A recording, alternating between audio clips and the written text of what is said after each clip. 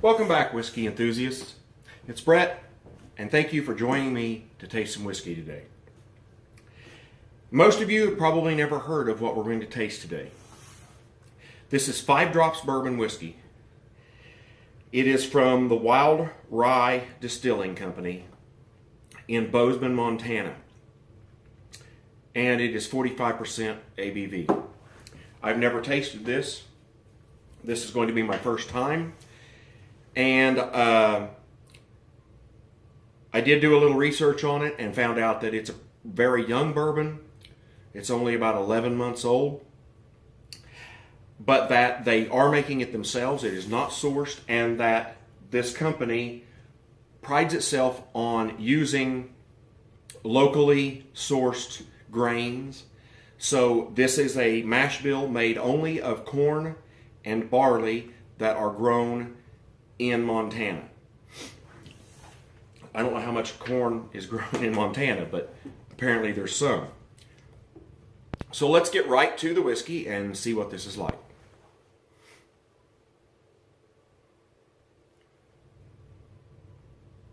The first thing I notice on the nose is that there are a lot of herb notes that I don't get in most whiskey, or in most bourbon whiskey. It is almost like rye as far as the spice and herb notes, but I'm told it has no rye in it. I could be wrong, but that's what I was told, was that it was only corn and barley. So underlying the base of it is cinnamon and other baking spices. But on top of that, there are some florals, like thinking of Montana, like a mountain meadow with flowers in it in the middle of the spring. And also some herbs from cooking.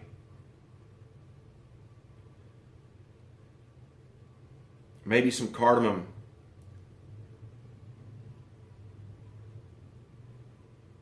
A little bit of white pepper. And there might even be a little bit of licorice in it, in the nose. Very interesting, very unique, absolutely nothing like a Kentucky bourbon in any way. There is so much spice and herb and floral in this that the base flavors of a caramel or vanilla that you would expect to get are so deeply hidden that you almost have to be specifically looking for them to even be noticed. This reminds me an awful lot of some wheat whiskeys that I've had that were 100% red wheat.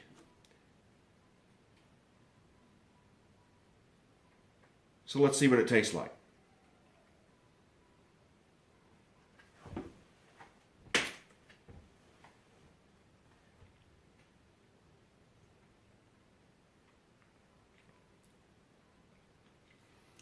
Again, this is very herbal, very spicy.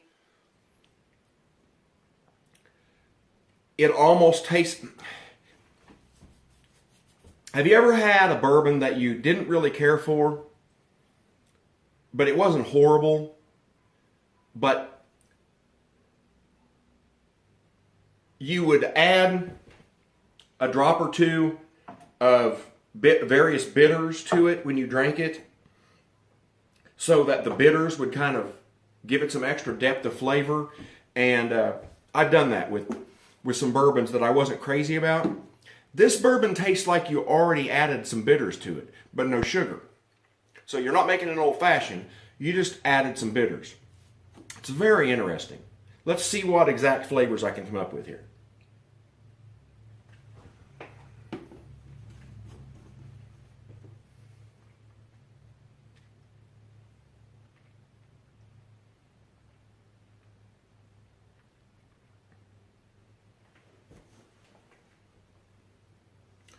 Some of it's almost like you're chewing on a piece of wood. But you've got some wood char. You've got these,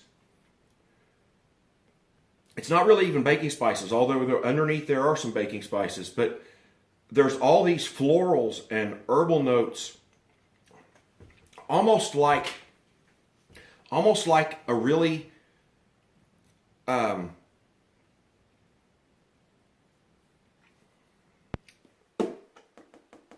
I'm trying to figure out a way to describe it.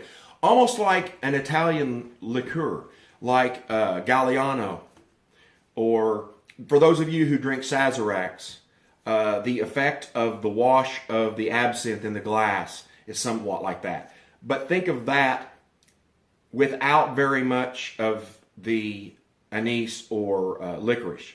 All the other herbals that you get with absinthe, but without the licorice that turns so many people off.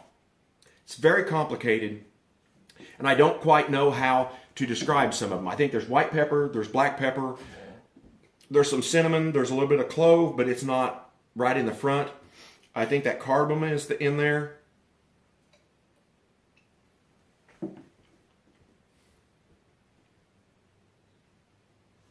There's some Indian spices.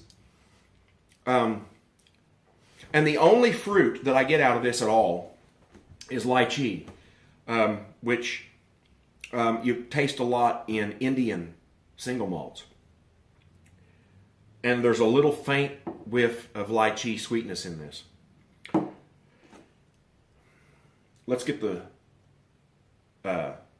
finish before this runs too long.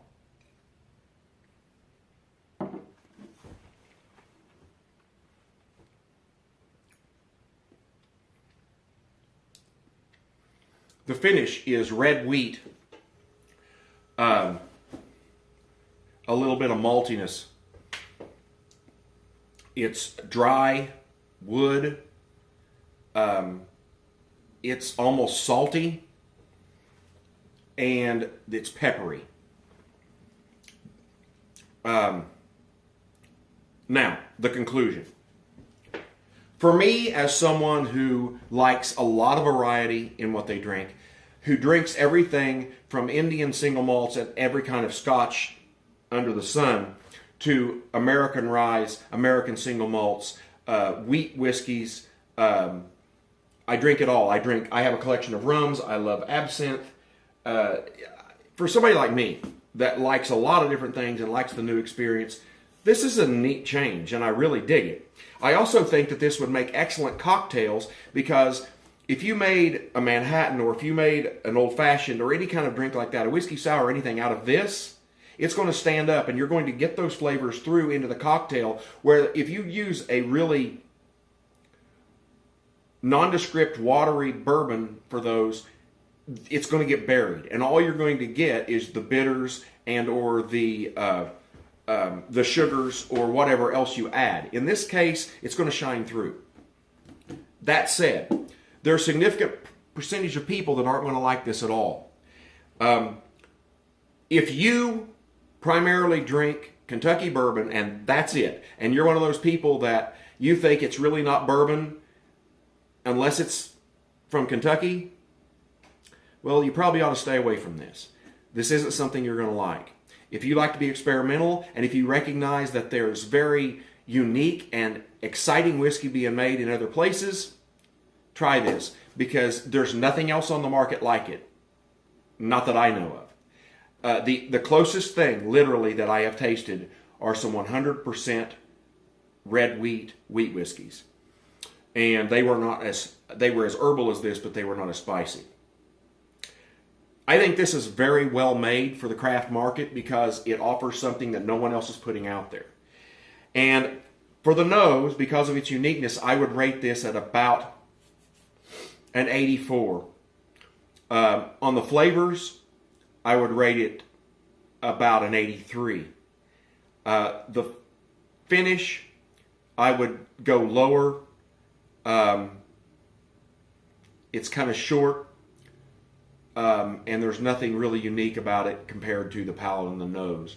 And I would say the finish is more like a 79. But overall, I'm going to give it a good score. Must have? No. But if you're adventurous, do try this. Don't run out and buy a bottle of it unseen if you don't expect something quite different. If you're in doubt at all, try it at the distillery or try it at a bar first. But it is absolutely worth a try if you're at all adventurous with your whiskey.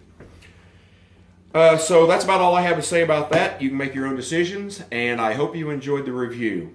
Go out and find you some whiskey you'll love.